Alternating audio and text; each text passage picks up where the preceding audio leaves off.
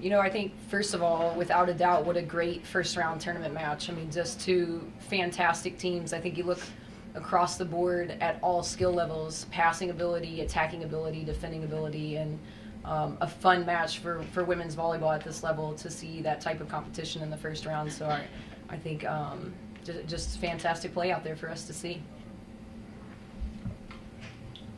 Opening questions, please. State your name and affiliation. Thank you. My name is Julie Martin. I'm with TV10 at Illinois State. Can you talk about kind of how Kaylee Martin played up at the net and how you guys kind of defended her after having such a great performance? What number is she again? Can you say her number? 4. 4? Oh. Yeah, well, she's a great player, and she's someone that we scouted a lot before coming into this match. She's very dominant, and so we wanted to set up a good block and defense behind us, and I think you know, we executed that well. But yeah, she's a big player for them.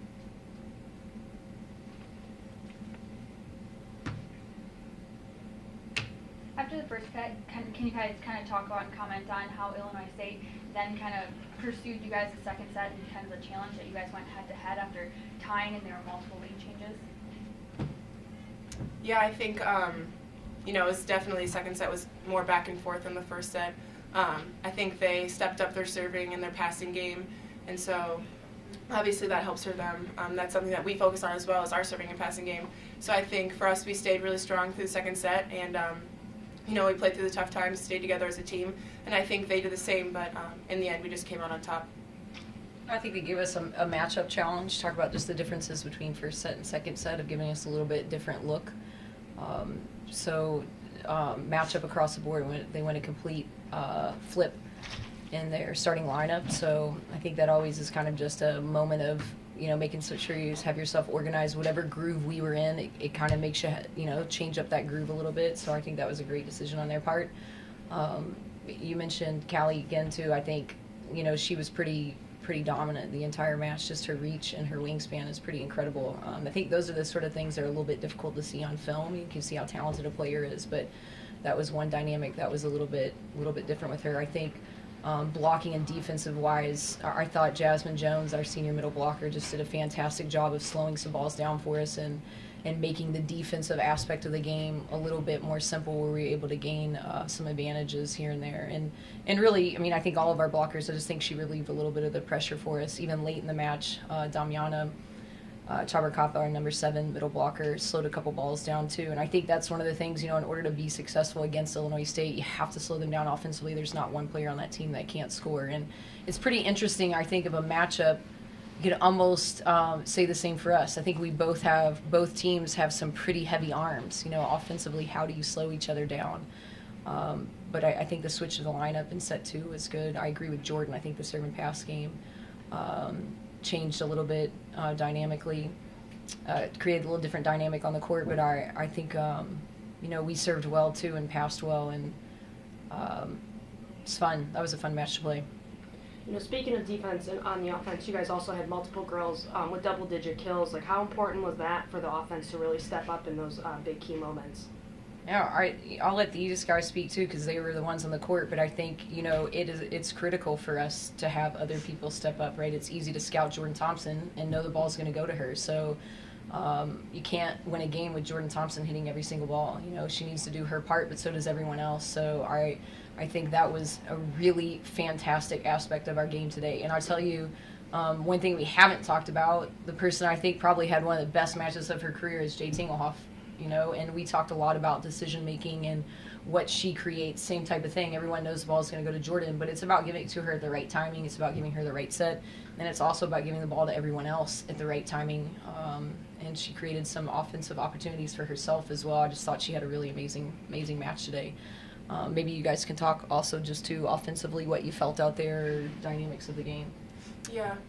Go ahead. I definitely think that Jade stepped up a lot for us, and I mean, it wasn't even just distributing the balls to the hitters, but having herself be an offensive opponent to that as well. And so I think just keeping herself in the plays and keeping herself as an option, you know, it makes the other team think, it makes the other team, their blockers jump around, and so that makes it easier for us as hitters to be successful because we have those seams in the block. And I think those were things that our hitters were able to see today and, just be successful in that way. And I think my biggest job is just to make the hitters look good, and I think they all looked very good tonight. I mean, I was confident in every single hitter that we had. It didn't matter, who I was going to. I knew they were going to put the ball away for me, and they just had that look in their eyes, like, give me the ball. Every single one of my hitters did that tonight, and that was an awesome feeling. How bittersweet is this one for you guys this year? Yeah, I think it's yeah, I don't know. I have no bitterness. I'm pretty excited. I'm excited. I'll tell you what, we pass like this moving forward, we'll put ourselves in some good spots.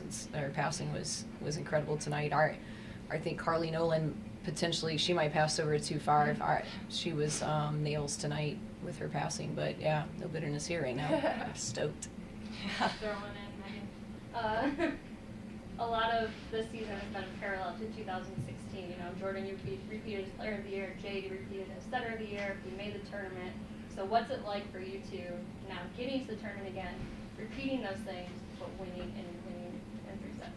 I think the main difference this year from 2016 is just the experience. So we have this experience of going to the tournament in 2016, but we have, Jordan and us 4 seniors, I think, really help us with that. I think it's just a totally different feel. I mean, very confident going into this match, and we are very confident going into this next match. Yeah, I think just adding off of that, we have the experience, and then I think we have a lot more leadership on this team now. I think the seniors have just grown so much in their leadership positions, and that helps direct the rest of the team. Just in times of trouble and just when things are going well, they're the reason that we run as well as we do.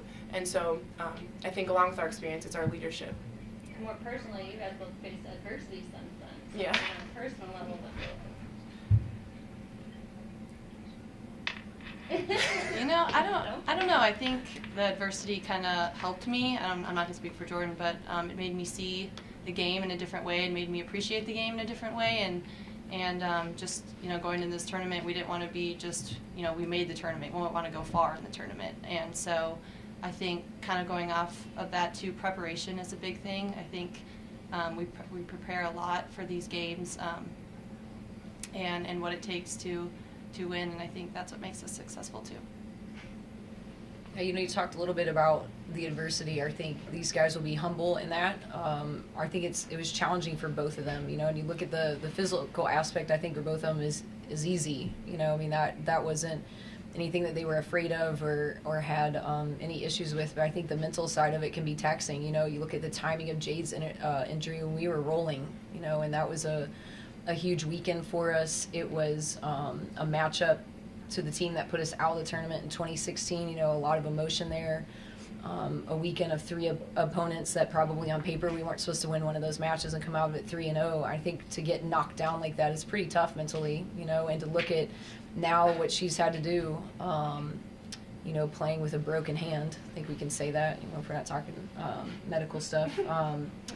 To be able to come back from that mentally and then put yourself and put your team in this position and the role that she has. I mean, I talked to her a lot about this. She's our rock on the court. We act as she acts, and so to be able to mentally come back from that is just really incredible. And, I play off the physical part because she does, but she's been in a lot of pain this season. So, but she never acts like it. So I think she's been strong in that. And, same for Jordan. I think it's hard to have to sit from the sidelines from an entire season and still stay motivated, still stay hungry, motivated to keep yourself in the physical shape that you need to. And I think, Jordan came back, I would say her ball control better than it's ever been, which I wasn't expecting. So that's a positive for her. And I think, by the start of conference play, she was better than what she was at the end of her sophomore year. I think that's just, it's amazing.